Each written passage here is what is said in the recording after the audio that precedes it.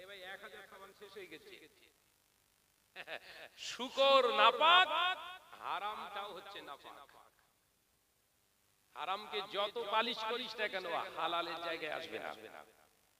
এইটা সমাজকে বোঝাতে পারছি না, কোন রকম বোঝাতে পারছি না। একজনকে বলছি ও টাকা দিয়েছে, টোটাল মার্বেল দান করছে, ওর টাকা লিস্ট নেই। মেজে মাটিতে নামাজ পড়বো আমরা, দরকার নেই, লিস্ট নেই।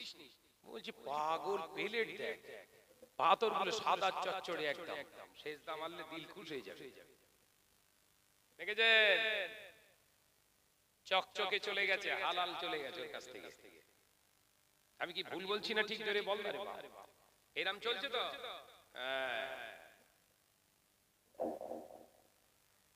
বলছি ওর কাছে দায়িত্ব দিস না মসজিদে। ও নামাজ পড়ে তো কি হবে, ওর দাড়ি নেই, শরিয়াতের ভাষা হচ্ছে ফাসিক, প্রকাশ্য গুনাহগারী। ওর কাছে মসজিদের তত্ত্বাবধানের দায়িত্ব রাখিস না, গুনাহ হচ্ছে। বলছে তুই পাগলামো করলি হবে? ও কত টাকা দেয় জানিস? হয়ে গেছে, শুয়ে পড়ে। সমাজ ধ্বংস হচ্ছে তো। এই কথা বলছে না কেন? আমরা আলেমেরা সব চুপ, আমাদের লাইন সব আলাদা। কথা বলছেন না? আমার বিদ্যা কেমন আছে দেখ। একজন বলছে, আর একজন বলছে না আমি হচ্ছি বড় হুজুর, আর একজন বলছে হাদিস ফড়ফড় করে বলে যাও। হাদিস খানাস তো ইবারাত পড়ে না, ইবারাত পড়বো, ভুলে গেলেও আবার মোবাইলে দেখে পড়বো। হাদিসের ইবাদত গড়গড় গড়গড় করে পড়ে দেবো একদম। তাফসীর হবে কোরআন দেখে দেখে, চল।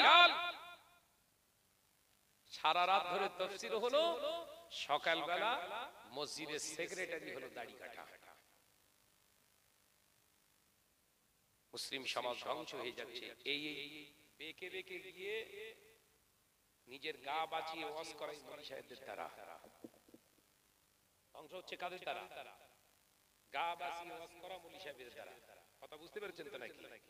ভাইরা আমার, নজরেরা, মুরব্বিয়ান গণেরা, ছেলেরা, বাচ্চারা, আলোচনা বুঝুন। আমি আলোচনা করছিলাম আপনাদেরকে, তাহলে আপনার কাপড়টা পবিত্র হলো। এরপরে শরিয়াত বলছে যে জায়গায় দাঁড়িয়ে নামাজ আদায় করবি ওই জায়গাটা বা মুসাল্লাটা পাক হতে হবে। জায়গাটা মুসাল্লাটা যদি পাক না হয়, ওখানে 100 বছর ধরে সেজদায় পড়ে গেলেও কোনো সেজদা আল্লাহর দরবারে কবুল হবে না। ও নওজওয়ানেরা, মুরব্বিয়ান গণেরা, আল্লাহ নবী শেখালেন, তার নবী শেখালেন পাক জায়গায় সেজদা করতে হবে। যে জায়গায় সেজদা করলে বাবা ওই জায়গাটা মসজিদ দান করা সম্পত্তি, দান করেছে যে লোকটা ভালো লোক, ওই ব্যক্তিটা দান করেছিল ভালো জায়গা, কিন্তু এই জায়গার উপরে পাথর লাগিয়েছে। সুদখোরের ব্যবসা, সুদের ব্যবসা করেওয়ালার টাকা দিয়ে পাথর লাগানো আছে, কিংবা লটারি খোরের টাকা দিয়ে পাথর লাগিয়ে আছে। ওই সেজদাটা ওই পাথরের উপরে 1000 বছর ধরে ঠুকতে থাকুন, একটা নেকি আপনার নসিবে হবে না। কারণ আপনি নামাজ পড়ছেন হারামের উপরে। কিসের উপরে? জোরে বল না রে বাবা। এইগুলোই সমাজকে বোঝান, সমাজকে বোঝান। ধ্বংস হয়ে যাচ্ছে। আল্লাহ আমাদের সকলকে সহি সালামতে ইবাদত করার তৌফিক দেন, বলুন আমিন। একটু জোরে বলি আল্লাহুম্মা আমিন। প্রাণ খুলে দরুদ শরীফ আল্লাহুম্মা সাল্লি আলা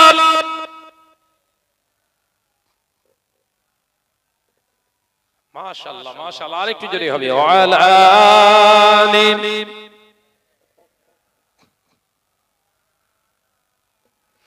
পৃথিবী আমার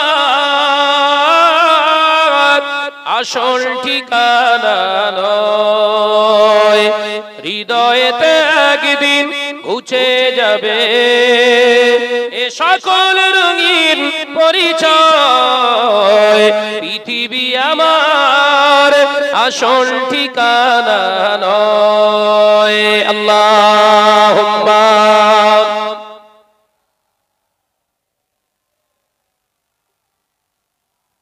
মাশাআল্লাহ মাশাআল্লাহ। আরেকটু জোরে ওয়াল আলি।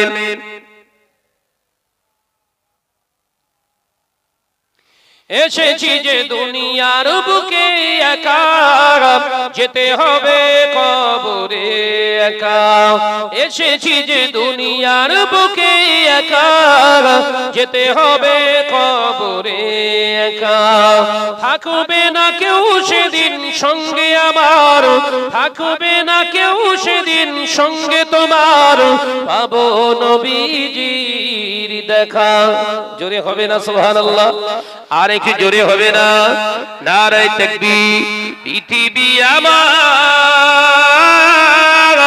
আসল ঠিকানা নয়, হৃদয়েতে একদিন ঘুচে যাবে এ সকল রঙিন পরিচয়। পৃথিবী আমার আসল ঠিকানা নয়। আল্লাহুম্মা সাল্লি আলা।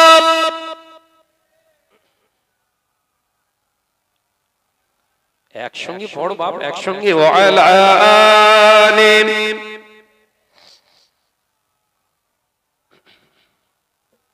কিয়ামতের ওই কঠিন সময় থাকবে না কেউ বন্ধু আমার। কিয়ামতের ওই কঠিন সময় থাকবে না কেউ আপন আমার। থাকবে সেদিন আপন হয়ে, থাকবে সেদিন বন্ধু হয়ে নূর নবীজি হযরত। জোরে হবে না সুবহানাল্লাহ? আর কি জোরে হবে না সুবহানাল্লাহ? পৃথিবী আমার আসল ঠিকানা নয়, হৃদয়েতে একদিন ঘুচে যাবে এ সকল রঙিন পরিচয়। পৃথিবী আমার আসল ঠিকানা নয়। আল্লাহুম্মা সাল্লি আলা।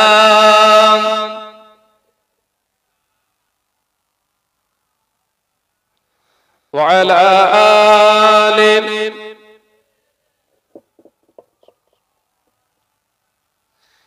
আমার নওজওয়ানেরা, যুবকেরা, ছেলেরা, বাচ্চারা, আলোচনা বোঝাচ্ছিলাম আপনাদের।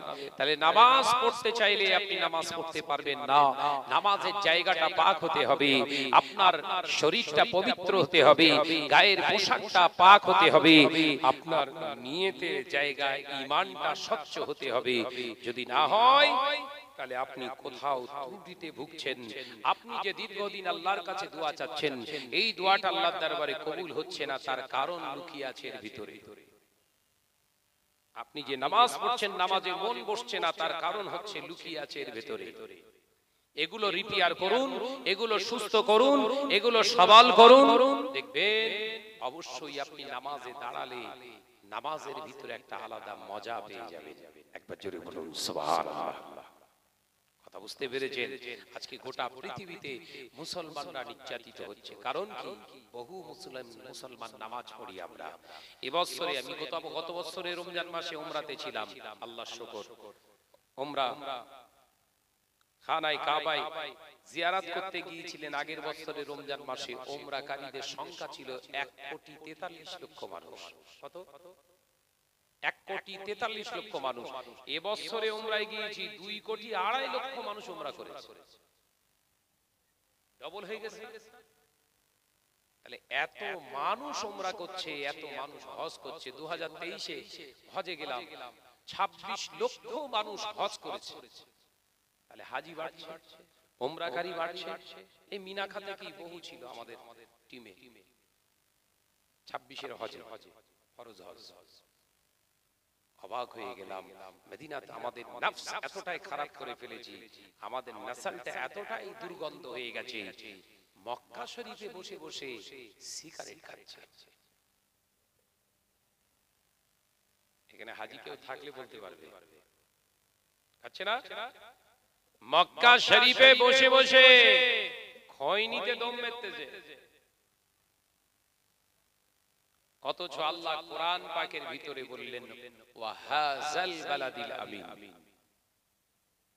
ওয়াত্তিনি ওয়াজ্জাইতুন, আমার আল্লাহ ওয়াত্তিনের একটি ফলের কসম খেলেন, জাইতুনের কসম খেলেন, ওয়াতুর সিনিন, ওই ওয়াতুর পাহাড়ের কসম খেয়ে আল্লাহ পাক জানিয়ে দিলেন ওয়া হাযাল বালাদিল আমিন, আমি আমার পবিত্র নগরী মক্কা মদিনার কসম খাচ্ছি। একবার জোরে হবে না? তাহলে আল্লাহর কথায় মক্কা এবং মদিনা শরীফ দুটোই কিন্তু পবিত্র শহর। সেই পাক শহরে বসে কি করছে? বিড়ি, সিগারেট, খৈনি, গাঁজা পেলেও মনে আছে ওরা দলিল দিচ্ছে, ওই তো আরবের মানুষ ওরাও খাচ্ছে, আরবের মানুষরাও খাচ্ছে, ওই জন্য খাচ্ছে। আল্লামা রুহুল আমিন সাহেব রাহমাতুল্লাহ আলাইহি হজ্জের মাসাইলের কিতাবের ভিতরে পরিষ্কার ভাবে জানিয়ে দিলে, ও আল্লাহর হাজী বান্দারা, উমরাকারীরা, তোমাদেরকে জানিয়ে দিচ্ছি ওটা পবিত্র শহর, পবিত্র নগর। ওখানে গিয়ে জানো কোনো নেশা দ্রব্য জিনিস পান করবে না, ওখানে কোনো নেশা জিনিস খাবে না। শুধু তাই নয়, ওই পবিত্র নগরে তোমরা কোন রকম বেয়াদবি আচরণ করবে না। হুজুর আমার কিতাবে লিখছে, গাছের পাতা ইচ্ছাকৃতভাবে ছিঁড়বে না। রাস্তা দিয়ে কোনো বিড়াল গেলে ওই বিড়ালটাকে হেই বলে তাড়া দেবে না। রাস্তা দিয়ে কোনো পশু পাখি চলে গেলে তাদের পিছনে ঢিলা মারবে না। আর মদিনার মক্কার মানুষের সঙ্গে কোন রকম বিতণ্ডিতায় জড়াবে না, বাকযুদ্ধ করবে না, ঝামেলা করবে না। কারণ মনে রেখে দিও, ওটা শুধু পবিত্র শহর নয়, ওইখানে আমার নবী আছে। আল্লাহর ওলি ওই জন্যই তো আল্লাহ পাক নিজের মাহবুব বানিয়ে নিয়েছে। আর এত টাকা খরচ খরচা করে গিয়ে ওখানে বসে বসে খৈনি তামাক ধুনতে সব। যে ইমাম মালিক রাহমাতুল্লাহ আলাইহি মক্কা শরীফে ঢোকার আগে পায়ের জুতো খুলে নিতেন। ইমাম আহমদ বিন হাম্বল রাহমাতুল্লাহ আলাইহি মদিনা শরীফে ঢোকার আগে পায়ের জুতো খুলে নিতেন। জুতো পায়ে দিয়ে হাঁটতেন না। আর আমরা যাই একেবারে তলপি তলপা গুছিয়ে লেতে যাই, বলা যায় না পাওয়া যাবে না। একজন দেখি এতটা খৈনি দিয়ে গেছে, 18 দিন থাকবে, খুব জোর এতটা মাল বের করে যখন ব্যাগ থেকে ভয় খেয়ে যাবি, এইখানে বিক্রি করবে না কি ভাই? ব্যাগ থেকে বার করেছে যখন এতটা বান্ডিল করা একদম 18 দিন থাকবে, পুরো 18 দিন ধরে কোনো যেন কষ্ট না হয়। আর ওই পিসগুলো দেশে ফিরে কি করবে বল? ও যদি মক্কা মদিনায় ওই গিয়ে মরছে দিয়ে আসে, ও বাড়ি এসে ওখান থেকে ফিরে এসে কি করবে? সাধারণ মানুষকে শান্তিভাবে থাকতে দেবে? সাবধান হন। আমি আপনাদের ভাই, কথাগুলো বিরাট খারাপ লাগে, কথাগুলো বিরাট টক লাগে, তিতো লাগে। কি করব? জাতি শেষ হয়ে যাচ্ছে, ধ্বংস হয়ে যাচ্ছে, জাহান্নামের রাস্তা ধরে নিচ্ছে জাতি। এদেরকে বাঁচাতে গেলে এখন বাবারে বাবারে বললে আর হবে না, বাবারে বাবারে বললে আর দয়া দেখালে হবে না। Tit for tat. আমার নজনেরা, সোনার মানিকেরা, মুসলিম সমাজ এইভাবে নষ্ট হয়ে যাচ্ছে। এরা পাকটাকে নাপাক ভাবে আর নাপাকটাকে পাক ভাবা শুরু করেছে। মাশাআল্লাহ, আমার শ্রদ্ধেয় ভাজন বড় ভাই জনাব আলহাজ হযরত মাওলানা খায়রুজ্জামান সাহেব, তিনি চলে এসেছেন, ঠিক টাইমে উঠে পড়বেন। আমি যে কটা কথা আমি আলোচনা, আর সময় বেশি নেই, এখান থেকে আমাকে ডায়মন্ডে যেতে হবে। ভালো করে বলছি, শুনে নেন। তাহলে আল্লাহ বললেন আমাকে ভয় কর, আমার হাবিবের ইতাআত কর, আর ওই আলেমে দ্বীনের সোহবতে যা, যার ভিতরে শুধু ইলম আছে না, এলেমের সঙ্গে যতটা এলেম ততটাই ওর জীবনে আমল। কথা বুঝতে পারছেন? আজকে সমাজ বিভাজন তৈরি হচ্ছে কে কেন কেন কি কারণে? এ বলছে আমার দেখলে আমি সবথেকে বড় আলেম। হচ্ছে না? এই হচ্ছে তো নাকি? এ বলছে না আমি বড় আলেম। আরে আলেম তো শয়তান সবথেকে বড় আলেম। তো কি হয়েছে? আমলিয়াতের জিন্দেগি, নামাজ পড়ছি তো 25 বছর ধরে নামাজ পড়ছি, তো কি হয়েছে? 10,000 বছর নামাজ পড়েছে, 10,000 বছর সিজদা করেছে কে? শয়তান। জাহান্নামী হয়ে গেল যে। আল্লাহকে না মানার জন্য নয়, আল্লাহকে আল্লাহ বলে না মানার জন্য শয়তান হয়নি, আল্লাহর হুকুমের খেলাফ চলেছিলেন বলে। ও বাবাজিরা, সোনা মানিকেরা, কান খুলে শুনে রেখে দিন। আল্লাহ পাক বলেছিলেন আযাজিলকে, এ আযাজিল মুআল্লিমুল মালাইকা, আমি আল্লাহ বলছি উসজুদু লি আদামা, আমার আদমের দিকে তুমি সিজদা করো, আমার আদমকে সিজদা করো, আমার আদমের দিকে ফিরে সিজদা করো। সবাই সিজদা করলেন, আর ইবলিস বসে আছে, মুআল্লিমুল মালাইকা বসে আছে। আল্লাহ আওয়াজ দিয়ে বললেন, বসে থাকলে যে সিজদা কেন করলে না?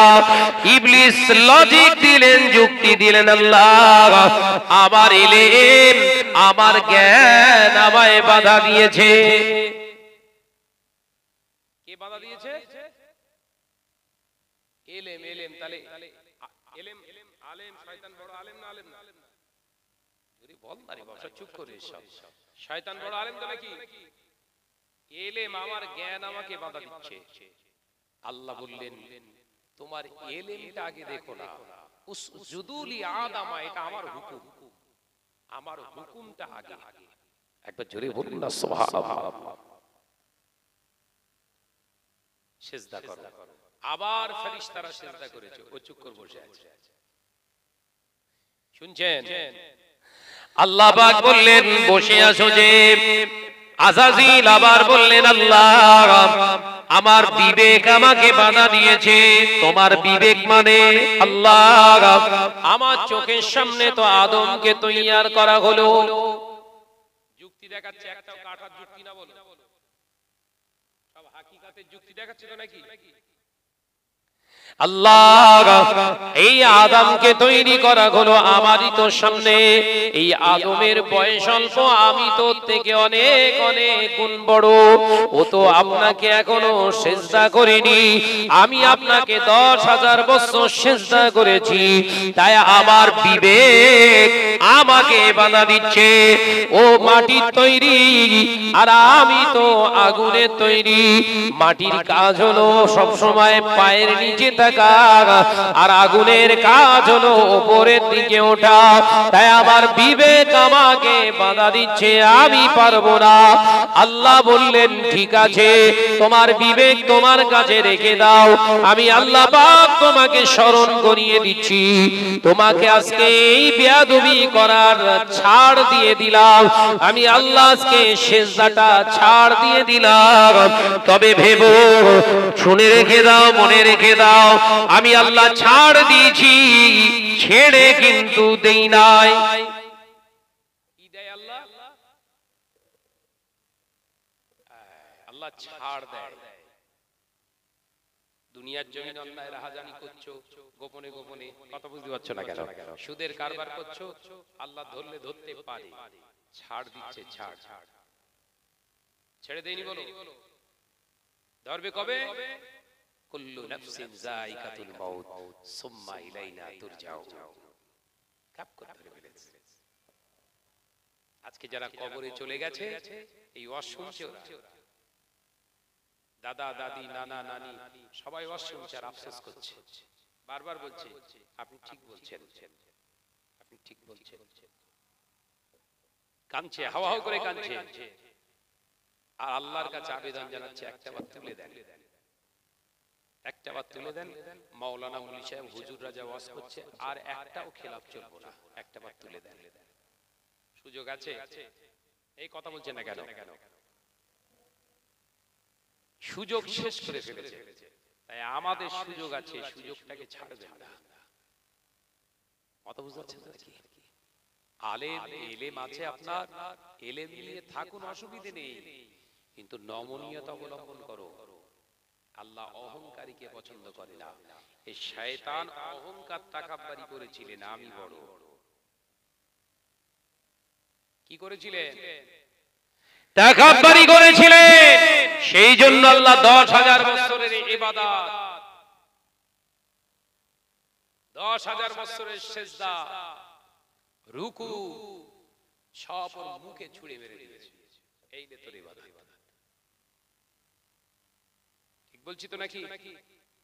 তাহলে তাকাব্বুর, এই নামাজ পড়ে তাকাব্বুরি করা যাবে না, ইলম হাসিল করে তাকাব্বুরি করা যাবে না, বড় পোস্টে উঠে গেলে তাকাব্বুরি করা যাবে না, বয়সে বড় হয়ে গেলেও তাকাব্বুরি করা যাবে না। বড় পীর সাহেব হুজুর রাহমাতুল্লাহ আলাইহি একটি কিতাব লিখে গেছে, কিতাবে দেখছিলাম বয়োজ্যেষ্ঠ মুরব্বীরা তারা যেন বাচ্চাদের সঙ্গে নমনীয়তার সঙ্গে কথা বলে।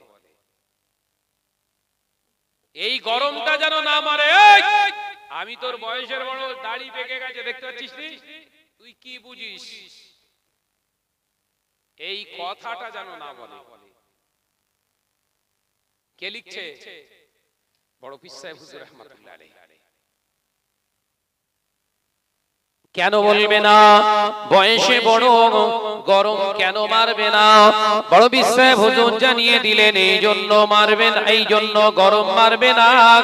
তার কারণ হলো বয়সে বড় যিনি, ওনার থেকে 10 বছর 20 বছরের ছোট যিনি, বয়সের তারতম্য হওয়ার কারণে গরম বেরো না। কারণ যার বয়সে ছোট, যে বয়সে ছোট হয়েছে, ও ওনার থেকে, আপনার থেকে অনেক কম। সুবহানাল্লাহ। হুজুর ব্যাখ্যা করছে, আপনি 70 বছরের বয়োজ্যেষ্ঠ মুরব্বি বলে গরম মারবেন, হবে না। ওই ছোট মানুষটা, 30 বছরের ছেলেটা আপনার থেকে 30-40 বছরের ছোট, আপনি যে 40 বছরের বড়, ওর থেকে আপনি গুনাহ বেশি করেছেন। বোঝাতে পারলাম না? দেখছেন? অর্থাৎ চিন্তার পরিবর্তন ঘটাতে হবে। এইসব আল্লাহ ওয়ালাদের সোহবত থেকে পরিবর্তন করতে হবে। এই জায়গাগুলো যদি না করি, তাহলে আমি আপনি নাজাত পাবো না। আমার আপনার নাজাতের রাস্তা নেই। আমার আপনার নাজাতের রাস্তা খুঁজতে গেলে নমনীয়তা অবলম্বন করুন। ইলম হাসিল করেছেন, ইলমটাকে আমলে রূপ দেন। আল্লাহ আমাদের সকলকে বোঝার তৌফিক দেন, বলুন আমিন। একটু জোরে বলি আল্লাহুম্মা আমিন। প্রাণ খুলে দরুদ শরীফ আল্লাহুম্মা।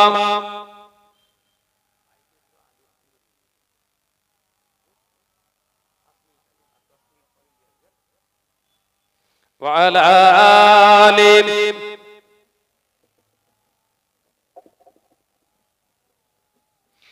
একদিন তোমারি নাম মসজিদে হবে এলান, একদিন তোমারি নাম মসজিদে হবে এলান। তৈরি থেকো, তৈরি রেখো কবরের মাল সামান। একবার জোরে হবে না সুবহানাল্লাহ? একটু জোরে হবে না সুবহানাল্লাহ?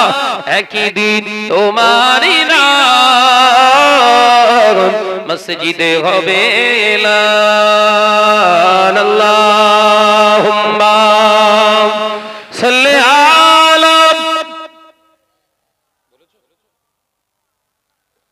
আরো জোরে পড়ে ওয়া আলা আলি।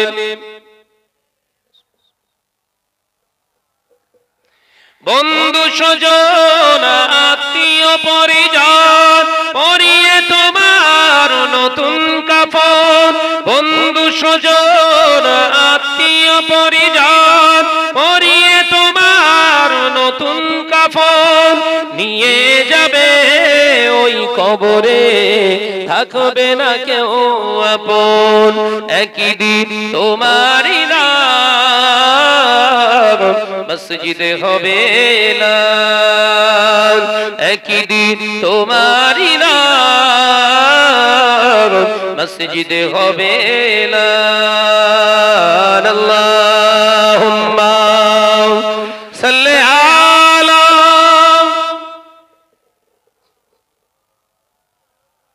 মাশাআল্লাহ মাশাআল্লাহ, আরেকটু জোরে ওয়ালা আলি।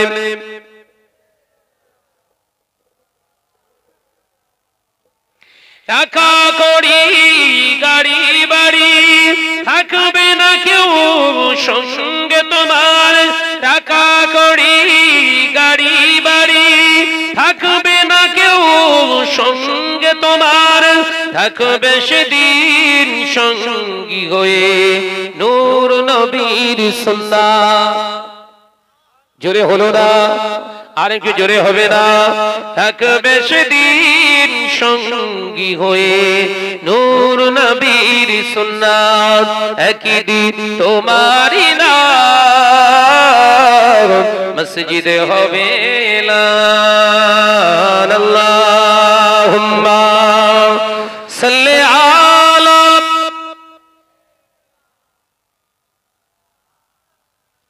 মাশাআল্লাহ মাশাআল্লাহ, আরেকটু জোরে ওয়ালা আলি।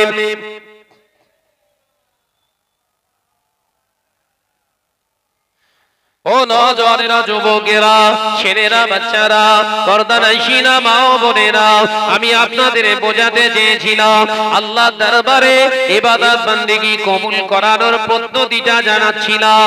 এক নম্বরে আপনি খাঁটি ঈমানদার হতে শিখুন। দ্বিতীয় নাম্বার, খাবারটা যে আপনি খাচ্ছেন হালাল খাবারটা খানা শিখুন বাবাজি। তৃতীয় নাম্বার, শরীরটাকে পবিত্র করে রাখুন। আর চতুর্থ নাম্বার, পোশাক যেটা পরেছেন ওটা হালাল টাকার কিনে পরুন বাবাজি। পাঁচ নাম্বার হলো আপনি যে জায়গায় দাঁড়াবেন নামাজের মুসাল্লা পেতে, ওই জায়গাটা যেন পাক হয়, ওটা যেন সুদখোর, ঘুষখোর আর লটারি খোরেরা দখল করে না নেয়। ওই জায়গাগুলো যদি দখল করে নেয়, ওই সারা জীবন ওই জায়গায় দাঁড়িয়ে নামাজ পড়ে আল্লাহকে পাবেন না।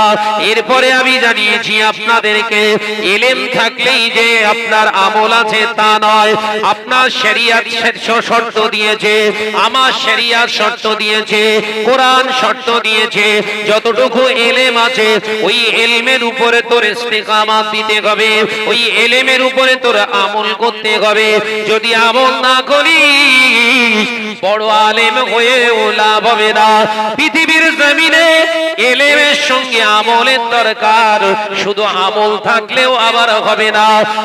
আপনার উদাহরণ দিলাম, ইবলিস 10,000 বছর ইবাদত বান্দেগী করে ওর ইবাদতটা মুখে ছুঁড়ে মেরে দিয়েছে আল্লাহ।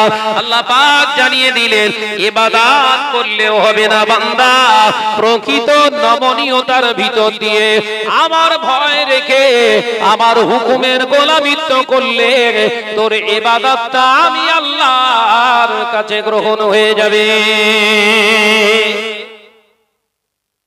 একদম টোটাল ওয়াজটা একটা লাইনে বুঝিয়ে দিলাম। আলোচনায় অসুবিধা হয়েছে নাকি বাবাজি? চিন্তা ভাবনা করে চলুন।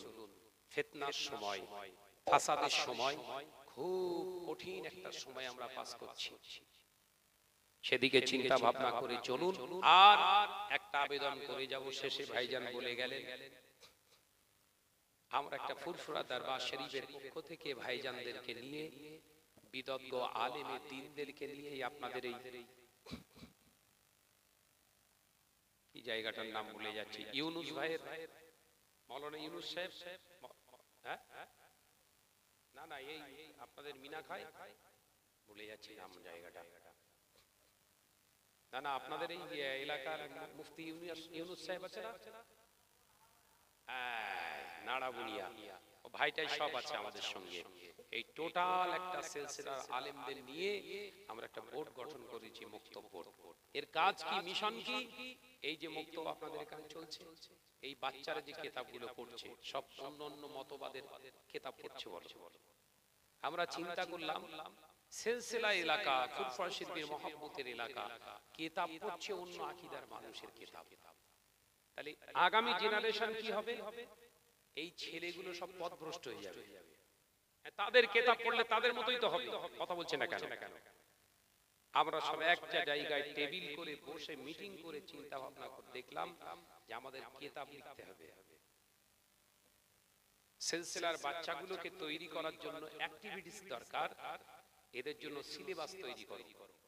আল্লাহর অশেষ মেহেরবান, ভালো ভালো স্কলারদের নিয়ে আমরা এক জায়গায় করে একটা সিলেবাস কমিটি তৈরি করে সেই কমিটির দ্বারা আমরা কিতাব কিছু সংস্কার করেছি।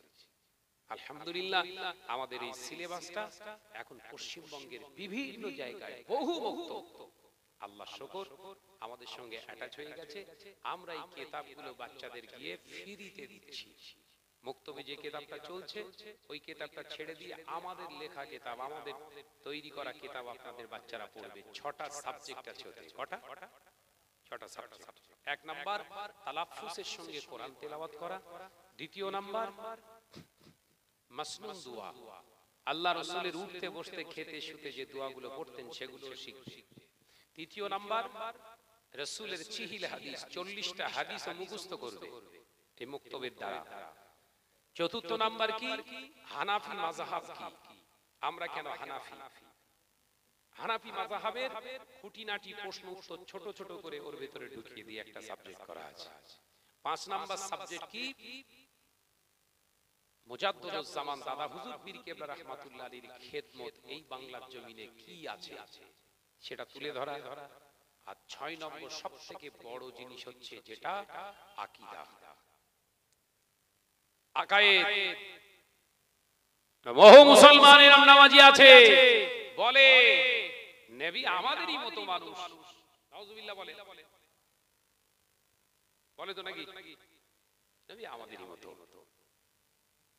বহু এরকম মৌলী সাহেব বেরিয়েছে, তারা নবীকে রাখাল বলে, নাউজুবিল্লাহ বলে। অথচ আল্লাহ কোরআনে বললেন ইয়া আইয়ুহাল্লাযীনা আমানু লা তাকুলু রাআইনা, খবরদার তোমরা জবান দিয়ে আমার নবীকে রাআইনা বলো না। রাআইনা শব্দের অর্থ হলো রাখাল। ইহুদিরা কাফেররা বলতে কথা, এখন কিছু মৌলী সাহেবরা বলছে। এখন এদের সোহবতে আমার আপনার বাচ্চাগুলো যদি পড়ে যায় সব খানে খারাপে যাবে না? যাবে না? বল না রে বাপ। ওই সেদিকে খেয়াল করে আকায়েদের উপর একটা সাবজেক্ট আকীদা, নবী কিসের তৈরি, নবী আমাদের মতো বলা যাবে কিনা, নবীকে ছোট নজরে দেখা যাবে কিনা, এই সব নিয়ে একটা সাবজেক্ট। এই 6টা সাবজেক্টে একটা কিতাব, পার্ট 1, পার্ট 2, পার্ট 3, এই 3টে ভলিউম করে আমরা সবাই মুক্তবে ডিস্ট্রিবিউট করছি। এবার ভাবছেন তাই তো শাহনাজ ভাই, এই কিতাবের টাকা পয়সাগুলো কোথায় পাচ্ছেন? একটা প্রশ্ন আসবে। তাহলে কালেকশন করবেন। আমরা কালেকশনের পক্ষে নই, অন ক্যামেরায় বলছি, কালেকশনের পক্ষে নই আমি। সাধারণ মানুষের পকেটে টাকা কেটে সাধারণ মানুষের পকেটটা ঝেড়ে আমি বড় হুজুর সাজবো ধান্দা নেই। কথা বুঝতে পারছেন না? আমি ভাইদেরকে, সব ভাইজান হুজুরদেরকে নিয়ে প্রথম বইটাকেই আমার প্রস্তাব ছিল টোটাল জনসাধারণের কাছ থেকে কালেকশন করা যাবে না। সবাই বললো তাহলে লক্ষ লক্ষ টাকার কিতাব কি করে, কোথা থেকে পাবো টাকা? যা সেই সব পকেটে হাত দিয়ে বের করে। আল্লাহ শুকর, আমাদের পরিশ্রমের মেহনতের টাকা দিয়ে আপনাদের বাচ্চারা কিতাব পড়ছে, কালেকশন নেই। এইবারে আবদারের জায়গা একটা রাখা আছে কি ভাইজান আপনারা করছেন, আপনাদের হাতে হাত দিয়ে আমরা কাজ করতে চাই। কি কাজ করবে না, কিছু অর্থ দিতে চাই। কোন মাওলানা পীর সাহেব পীরজাদার হাতে টাকা দিতে পারবেন না। ডাইরেক্ট অ্যাকাউন্ট করা আছে, সেই অ্যাকাউন্টে আপনি টাকা মারবেন। 2 টাকা মারলেও অ্যাকাউন্টে মারবেন। কারোর হাতে টাকা, কেউ হাতে টাকা নিতে পারবে না। প্রসেসটা ভালো না খারাপ জোরে বলে? হাতে কড়কড়ে লোট আসলে মন এমনি অন্যরকম হয়ে যাবে। জানা আছে আমার। আল্লাহ পাক আমাদেরকে বোঝার তৌফিক দেন। এই কবরের জলসা কবরবাসীদের জন্য আল্লাহ পাক এই জলসা যেন কবুল করেন, বলুন আমিন। আর একটু জোরে বলি আল্লাহুম্মা আমিন। আমার প্রকাশনী কিতাব আছে, একটা কিতাব এনেছি আমি, দুয়া শিক্ষা। এই কিতাবটা পারেন তো 100 টাকার বিনিময়ে, এটা ওই কিতাব না, এটা আলাদা কিতাব, আমল করার কিতাব। যদি পারেন 100 টাকার বিনিময়ে এক পিস করে কিতাব নেবেন। শাহনাজ ভাইয়ের প্রকাশনী কিতাব আপনার ঘরে রাখুন। দেখুন আমি খুব বড় মানুষ না, খুব ছোটখাটো মানুষ, তবে চেষ্টা করি যেটা করার হকের রাস্তায় থেকে করার। আল্লাহ পাক আমাদের সকলকে বোঝার তৌফিক দেন, বলুন আমিন। আর একটু জোরে বলি আল্লাহুম্মা আমিন। আমি আপনাদের থেকে আলবিদা নেব। ভাই ওয়াজ নসিহত করবেন বড় ভাই আমার জনাব আলহাজ হযরত মাওলানা খায়রুজ্জামান সাহেব। আপনারা উঠাউঠি করবেন না। আমি তো এসে তো কেমন যেন হয়ে গেছিলাম যে ভাইজান চলে গেছে, সাত জামাত হয়ে গেছে, সব বোধহয় ফাঁকা হয়ে গেছে। আল্লাহ শকর সুন্দর করে সেজে গেছে। তবে যারা বসে আছেন এগিয়ে গিয়ে আসুন, এই মাঝখানের গ্যাপগুলোকে রাখবেন না, এগুলোকে পূরণ করুন, সুন্নতি তরিকায় বসুন, সামনের দিকে এগিয়ে আসুন, প্রাণ খুলে দরুদ শরীফ পড়ি। আল্লাহুম্মা সাল্লি আলা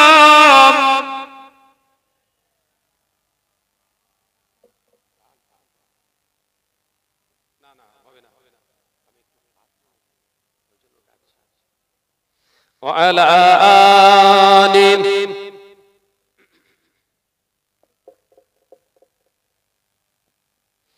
আমাদের এই চৌরাঙ্গিতে বোধহয় প্রথম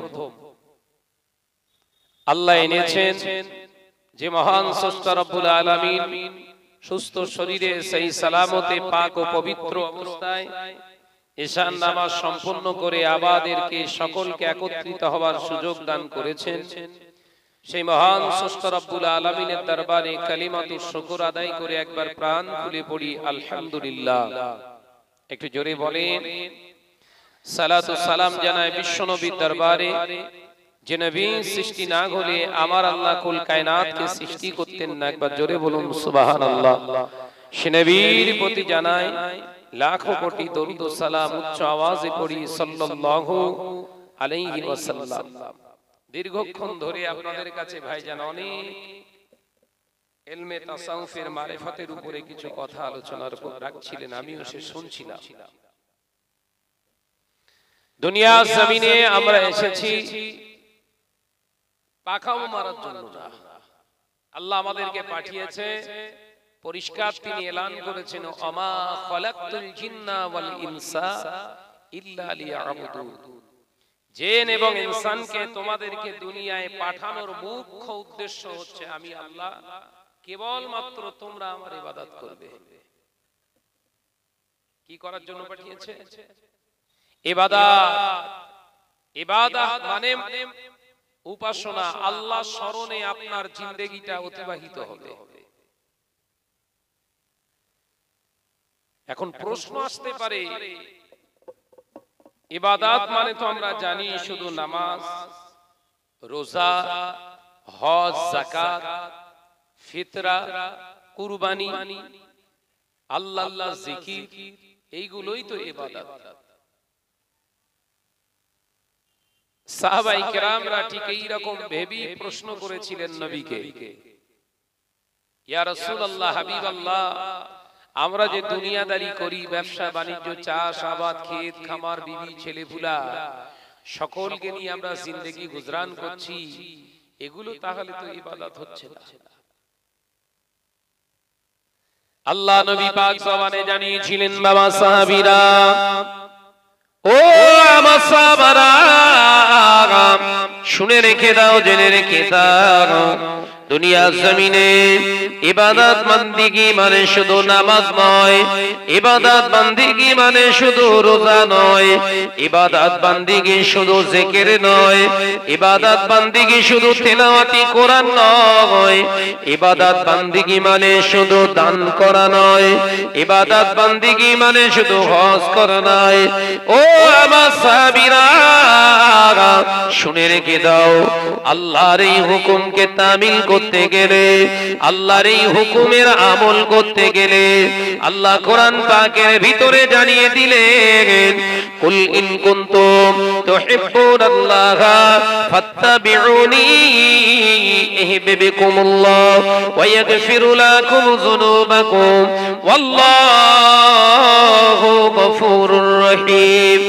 এ নওজোয়ানেরা, যুবকেরা, ছেলেরা, বাচ্চারা, পর্দানশীনা মা ও বোনেরা, আল্লাহ কোরআন পাকের ভিতরে জানিয়ে দিলেন, নবী আমার পাক জবানে জানিয়ে দিলেন, আল্লাহ পাক জানিয়েছেন, কুল ইন কুনতুম তুহিব্বুনাল্লাহ, এ হাবিব, আমার হাবিব, আপনি বলে দেন, ওরা যদি আমি আল্লাহ আমার ভালোবাসা অর্জন করতে চায়, আমি আল্লাহ আমার পেয়ারা হতে চায়, আমি আল্লাহ আমার মনোনীত যদি হতে চায়, আমার ভালোবাসার পাত্র পাত্রী যদি হতে চায়, ফাত্তাবিউনি, আপনার জানো তারা অনুসরণ করে।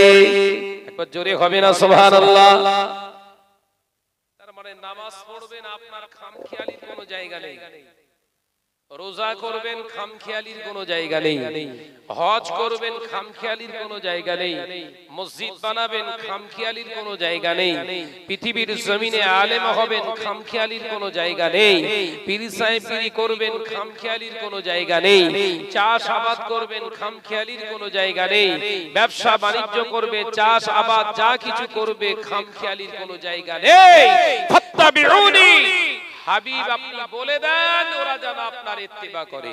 নবী ব্যবসা করেছে, ধর্ম প্রচার করেছে, মসজিদ বানিয়েছে, রাষ্ট্র চালিয়েছে, সংসার করেছে, বিবি ছেলে পোলা মানুষ করেছে, করেছে না করেনি? তাহলে টোটাল এই আয়াতের সারমর্ম এটাই আল্লাহ জানিয়ে দিলেন, আল্লাহ ওয়ালা হতে গেলে ইত্তেবা নবীর প্রয়োজন। কার প্রয়োজন? নবীর ইত্তেবা ছাড়া আল্লাহ ওয়ালা হওয়া কোনোদিন সম্ভব নয়। আজকে আমরা সমাজের বুকে বহু আমরা ভালো ভালো কাজ করছি, ভালো একটা মসজিদ বানাচ্ছি, কালার ওয়ালা, সুন্দর কালার, ভালো ভালো পাথর দিয়ে সেখানে সুন্দর করে মসজিদ বানিয়ে ফেলছি।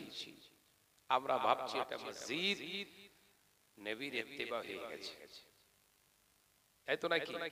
আল্লাহর ঘর বানাচ্ছি মানে এত টেনশন নেই। মসজিদ যখন কালার ভালো হবে, গম্বুজ ভালো হবে, মিনার ভালো হবে, দেখতে শুনতে ভালো হবে, পাখা চলবে, এসি চলবে, ভালো মসজিদ। শরিয়ত বলছে ওটা আসলে ভালো না। শুনছেন? ওটা ভালো না। কোনটা ভালো? নবীরটা ভালো। নবীর অনুসরণ করে যদি মসজিদ বানান তাহলে মসজিদ, নইলে মসজিদ আল্লাহর দরবারে কবুল হবে না। নবী দুনিয়ার জমিনে মসজিদ বানিয়ে রেখে গেছে হারামখোরের কাছ থেকে চাঁদা তুলে নয়। এই মাথায় ঢোকানো, যেহেতু কবরস্থানের জলসা, কবর বাঁচানোর ওয়াজ করতে হবে, তাই তো নাকি? আপনারা বুঝতে পারছেন তো নাকি? হ্যাঁ, যেহেতু কবর বাঁচানোর একটা আমাদের লক্ষ্য রাখতে হবে, আখিরাত যেন নষ্ট না হয়। কাজ করছি ভালো, কিন্তু পারিশ্রমিক পাচ্ছি না, তাহলে পরিশ্রমটা বৃথা। নামাজ আদায় করছি, রোজা আদায় করছি, কিন্তু হাতে ধরিয়ে দিচ্ছে শূন্য, জিরো, কিচ্ছু নেই। তো তার মানে নিশ্চিত আমার কাজেতে আমার মালিক, আমার যিনি মালিক তিনি অসন্তুষ্ট নন। মাঠে বলে দিয়েছে ভালো করে যা, ধানটা ভালো করে রুয়ে দিয়ে চলে আয়। আপনি বেশ বীজগুলো মেরে নিয়ে গিয়ে আর ওই ধান গাছের গোড়াটা নিচেই না পুঁতে মাথা উপরের দিকে রাখার দরকার ছিল, ধান গাছের পাতাগুলো পুঁতে দিয়ে শেকড় উপরের দিক তুলে দিয়েছেন। 1 বিঘা জমি 5-7 জন মিলে ভালো করে রুয়ে দিয়ে চলে এসে আর বিকেল বেলা চাইছেন, বলছেন দেন আমাদের টাকা দেন। টাকা দেবে তো? কথা বলছেন না কেন? ধান পুঁতে রেখেছেন তো পাওয়া যাবে। সিস্টেমেটিক্যালি প্রসেসিং করে আপনি কাজ করেন, নিয়ম শৃঙ্খলার উল্টো কাজ করেছেন। রুলস যেটা শিখিয়েছিল আপনাকে পদ্ধতি, ধান গাছের গোড়াটা মাটির সঙ্গে সংযোগ লাগাতে হয়, কারণ ধান গাছের পাতা থেকে রস শোষণ করার ক্ষমতা নেই, গোড়ার শিকড় থেকে রস শোষণ করে, ওইটা নিচে রাখতে হবে, মাথাটা উপরে। এখন আপনি বলুন, এই 5 জন মিলে যে 1 বিঘে জমি সম্পত্তিটা ভালো করে ধান গাছ পুঁতে রেখে চলে এসেছে, এরা সারাদিন পরিশ্রম করেছে না করেনি? মালিক ওদের প্রতি অসন্তুষ্ট হয়ে টাকা দিচ্ছে না কেন? কাজ বলেছিল, যেটা কাজ করেছে, সারাদিনই পরিশ্রম করেছে, ধান গাছটা সব লাগিয়েছে, কিন্তু উল্টো লাগিয়েছে। এই আমাদের দুনিয়ায় কাজ কারবার, খানা পিনা, বিবি ছেলেপুলা, আমাদের চাকরি বাকরি, আমাদের লক্ষ্য আল্লাহ এবং রাসূল থেকে উল্টো হচ্ছে না তো? উল্টো যদি হয়ে যায় তাহলে উল্টো লটকাবে আপনাকে। ভাইরামা, নজনেরা, মুরব্বিয়ান গণেরা, ও চৌরঙ্গের মুসলমানেরা, আলোচনা বুঝো। আল্লাহ নবী দো জাহানে বাদশাহ হাবিবুল্লাহ নবী জনাবে মুহাম্মদ রাসূলুল্লাহ সাল্লাল্লাহু আলাইহি ওয়াসাল্লাম পাক জবানে জানিয়ে দিলেন না, ও আমার সাহাবীরা, শুনে রেখে দাও, জেনে রেখে দাও, তোমার জিন্দেগিতে যা কিছু করবে, তুমি খাওয়া দাওয়া করবে, ওঠা বসা করবে, তোমার চলাফেরা করবে, ব্যবসা করবে, বাণিজ্য করবে, দুনিয়ার জমিনে নামাজ পড়বে, রোজা করবে, হজ করবে, যাকাত দেবে, মসজিদ বানাবে, মাদ্রাসা বানাবে, দুনিয়ার জমিনে আলেম হবে। আমি নবী দুনিয়ার জমিনে যেমন করে চলেছি, যেমন করে বলেছি, যেমন করে খেয়েছি, আমি নবী আমার ইত্তেবা করে যদি তোমরা করো, তোমাদের বিবাহ করা, সন্তান জন্ম দেওয়া, দুনিয়ার জমিনে ব্যবসা করা, দুনিয়ার জমিনে আপনার বন্ধুত্ব করা, আত্মীয়তা তৈরি করা, আত্মীয়তা বিচ্ছেদ করা, আমি নবীর মতো যদি হয়ে যায়, সমস্ত জিন্দেগিটার ক্রিয়াকলাপগুলো আমার আল্লাহর দরবারে আমল হয়ে যাবে। তাহলে যতটুকু করবেন নবীর দিকে খেয়াল করে করুন। শরিয়ত কালাত দেখে নাও, শরিয়ত আমার আল্লাহ পাক মার্বেল দেখেন না, আমার আল্লাহ দেখেন হালাল। কি দেখে? হালাল দেখে। আমরা কি দেখছি? বল বল, আমরা কি দেখছি? কালার। কালারটা কি রকম বল? ঠিক বলছি তো নাকি জোরে বলেন না রে বাবা? আল্লাহ দেখে হালাল, আপনাকে ওটা লক্ষ্য করে চলতে হবে। কারণ আল্লাহ হলেন পাক, নবী হলেন পাক, কালেমা হলেন পাক, কালাম হলেন পাক, আল্লাহর কোরআন হলো পাক, নবী আমার পাক, আল্লাহ জান্নাত বানিয়েছেন পাক। জান্নাতি হতে গেলে আপনাকে পাক হওয়া লাগবে। কথা বুঝতে পারছেন তো নাকি?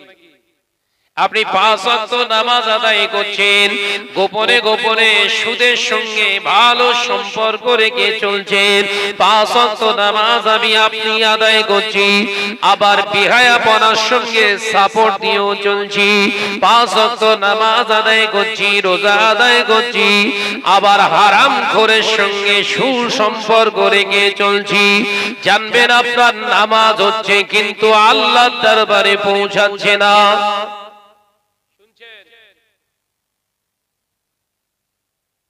এইগুলোই মুসলমানদেরকে বোঝানোর চেষ্টা করছে, আর উল্টো সব ঝাপটা মারছে।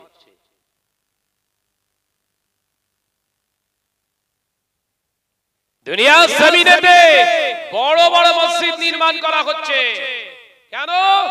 এই মসজিদটায় যারা দাতা তারাও এই আশা নিয়ে দান করছে, মসজিদে 5,000, 10,000, 50,000, 30,000, 15,000, 2,000, 1,000 আমরা দান করছি, মানে মসজিদটা সাদকায়ে জারিয়া হয়ে গেল।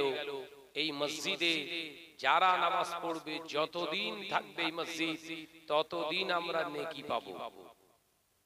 কথা বলছেন না কেন? ঠিক বলছি তো নাকি? শরিয়াত আপনাকে শেখাচ্ছে হালাল, হালালের সঙ্গে ইবাদতের সম্পর্ক, হারামের সঙ্গে ইবাদতের সম্পর্ক নেই। আপনি দান করছেন 10,000 টাকা, সেটা ঝেড়ে নেওয়া টাকা, নেকি পাওয়া যাবে তো? বলো বাপ, বলো, এরকম করুনি। হ্যাঁ, আরে 10,000 যে 50,000 টাকা সুদে কারবার করে লটারি কেটে পেয়েছে, ওই টাকা মসজিদে লাগিয়ে দিয়েছে, নেকি হবে তো? আরে 50 যে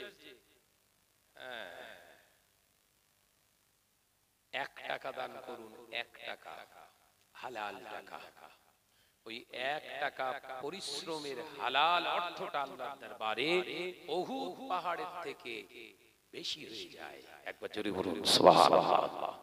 আল্লাহ তোমার কাছ থেকে হারাম চাইনি, হারাম ফেলে দিতে বলেছে। কি বলেছে? ফেলে দে। আমরা ওইটাকে বুকে জড়িয়ে ধরে ইয়া রাসূলুল্লাহ, ইয়া রাসূলুল্লাহ, আল্লাহ আল্লাহ আল্লাহ আল্লাহ জিকির করছি, জড়িয়ে রয়েছি বলো হারামে। কথা বলছেন না কেন? আজকে এত বড় একটা মজলিস, এত সুন্দর একটা মুজমা হচ্ছে, এইখানে যত না আজকে মুসলমান বসে আছে, এর থেকে 6 গুণ মুসলমান ওই সুপার মার্কেট বসেছে একটা, ওখানে গিয়ে ঘোরাঘুরি করছে। বলো, সুপার মার্কেট আছে না? আপনি চুজ করছেন যেটা, আপনাকে সেই জায়গায় আল্লাহ বরাদ্দ করবে। দুনিয়ার জমিনে হারামটা যদি আপনার পছন্দ হয়, জাহান্নামটা যত খারাপই সব ওর ভেতরে রাখা আছে, আপনাকে ওই জায়গাটাই দেয়া হবে। নবী বললেন তামাম পৃথিবীর ভিতরে সবথেকে উত্তম জায়গা, উত্তম কয়েকটি জায়গা, তার ভিতরে একটি হলো মজলিসে কোরআন, যেখানে কোরআনের কথা হয়, আমি রাসূলুল্লাহর কথা হয়, আল্লাহর জিকির হয়, রাসূলের জিকির হয়। এই জায়গাটা পৃথিবীর সর্বাধিক উত্তম জায়গার ভিতরে একটা। একবার জোরে বলুন না সুবহানাল্লাহ। আপনি সেই জায়গা ছেড়ে দিলেন। নবী বললেন তামাম পৃথিবীর ভিতরে জঘন্যতম জায়গা হলো বাজার। নবী কোথায় বলছে? তামাম পৃথিবীর জঘন্যতম জায়গার নাম হলো বাজার।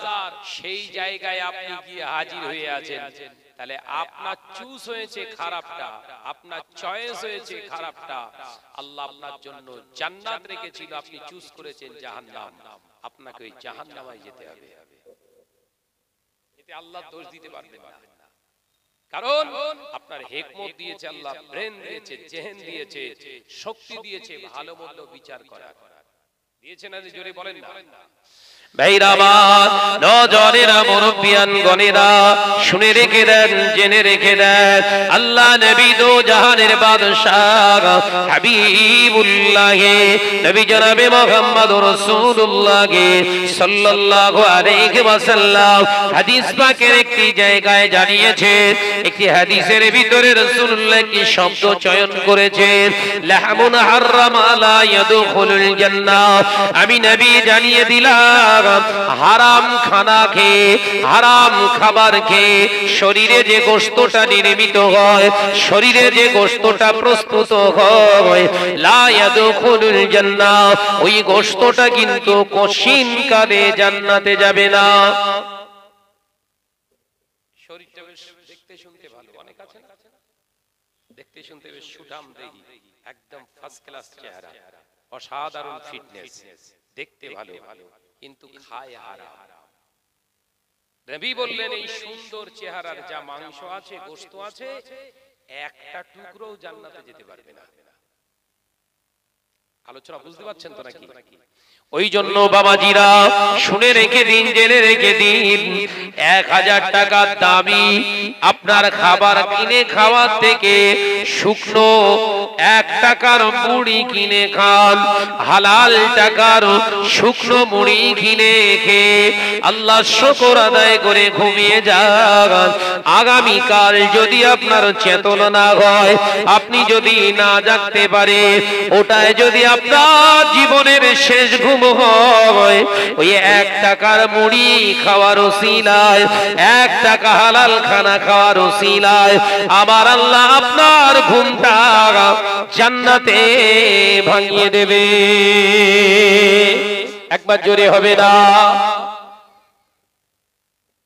ওই জন্য মুজাদ্দিদুজ জামানের তরিকা হলো, সিস্টেম হলো, একটু একটু করে আপনাকে তরিকার সবক দেবে। জানতো সব ফুরফুরা জানতো নাকি? যাওয়া হয়তো বাপ? হ্যাঁ, ফুরফুরা শরীফে মুজাদ্দিদুজ জামান আমির শরিয়ত আলা হযরত দাদা পীর সাহেব কেবলা রাহমাতুল্লাহ আলাইহি লিখতে জিগাত বাংলা আসামের হাজী মুফতি আজম আব্বাজান মিজলা হুজুর পীর কেবলার কাছে আমি থাকতাম, জানি যারা তরিকা সবক নিতে আসতেন হুজুর কেবলা তাদের একটু একটু করে সবক দিতেন। যারা প্রথম সবক নিতে আসতেন তাদের তরিকার প্রথম সবক দিতেন, বাবা তুমি 40 দিন শুধু তওবা করো। কতদিন? 40 দিন ধরে তওবা করবে আর খাওয়া দাওয়াটা সাবধানে করবে। আমরা সাবধানে মানে বুঝে নেব যেন কাকর বালি না পড়ে, তাই তো? মুজাদ্দিদুজ জামান লিখতে জিগার আবার খুলে বলে দিতেন, বাবা হালাল খানা খাবে, হারাম খাবে না। যাও এটা 40 দিন ধরে করো। 40 দিন এই সবকটা আমল করার পরে, তরিকা মশক করার পরে এই ওজিফাটা নিয়ে আবার তুমি এসো, আল্লাহ হায়াতে রাখলে আবার নতুন তোমার তরিকার সবক দেব। একবার জোরে বলুন সুবহানাল্লাহ। ওই জন্য পীরানে তরিকাতদেরকে কেন অনুসরণ করার কথা কোরআনে বলছে। কোরআনে বলছে, আমরা বলছি না। এটা ভাববেন না যে শাহনাজ ভাই বলে গেল। আমরা দাদা পীর সাহেব কেবলা রাহমাতুল্লাহ আলাইহিকে মানি কেন? আল্লাহ মানতে বলছে তাই মানি। আছে না নাই কোরআনে? ও নজনেরা, মুরব্বিয়ান গনেরা, ছেলেরা, বাচ্চারা, পর্দানাশিনা মা ও বোনেরা, আল্লাহ কোরআনে জানি